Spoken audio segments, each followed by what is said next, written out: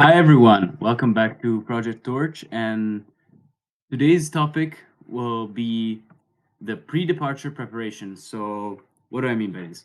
I mean, what will you need before you go and leave for your abroad? How does the preparation work? How do you set this up in a way for which, when you come here, you are ready to face any problems and you're all set up correctly for your year abroad? What are the documents that you need, what are some procedures that might be complicated, and overall just also some tips in general that will help you face your year abroad in a easier manner. So to get started, to be able to do an abroad year, you will have to go through a pretty easy bureaucratic process, which can however take a little bit of time. And it some people, for some parts, it can be like a little bit complex. So your priority, I'd say, or what for me was the priority, was the visa. There are two types of visa, F1 and J1. F1 is a regular one, which is like mm, what like 80% of international students use, and it's just like a regular study visa. And J1 is also a study visa. However, it requires you to pay a specific amount of money in a specific amount of way to finance your trip. And it depends. There's not really that big of a difference regarding that. And for the visa, how do you get it? Well, you have to apply online, and after you go through a procedure in which they ask you a bunch of questions, like they're pretty easy overall. Some of them are actually kind of funny, but it's just bureaucracy that they do. Um so after you go through those questions, you will have to send your passport to your local embassy. For example, I lived in Turin, and my nearest embassy was in Milan, so we had to go to Milan and drop off the passport to actually get the visa on your passport. Let me show you real quick.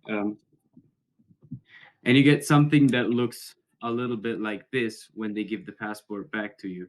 So you get the visa of the USA, whatever. The visa is pretty easy. And also, what you have to do is an I-20 form, which is the Certificate of Eligibility for Non-Immigrant Student Status. And that one is very important. They will ask you for it at the airport as well as the visa. So keep it safe with your passport. For example, I keep it all in a little little container, I guess, in which I keep all my important documents that I have while I'm here.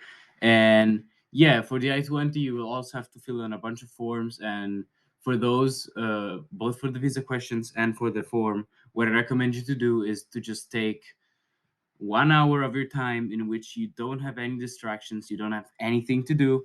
You just do that and focus really on those things. Don't think about anything else. It's kind of boring, okay, but it's definitely worth your time because it'll set you up, and you'll have to do that only once, and then after that, you're done. And some other things you might want to have are the medical insurance, which your for my local organization helped me a lot with that. I really didn't have to do that much. And also a recent medical checkup for your sports. That's actually very important. And I think education, for example, asks for it too.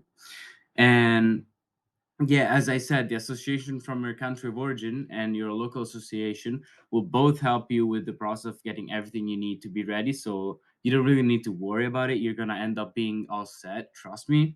And I also recommend you not to procrastinate it and get the documents done as soon as possible. Just get them out of the way so you are actually ready to enjoy your experience. And yeah, for the pre-departure chapter, that's pretty much it.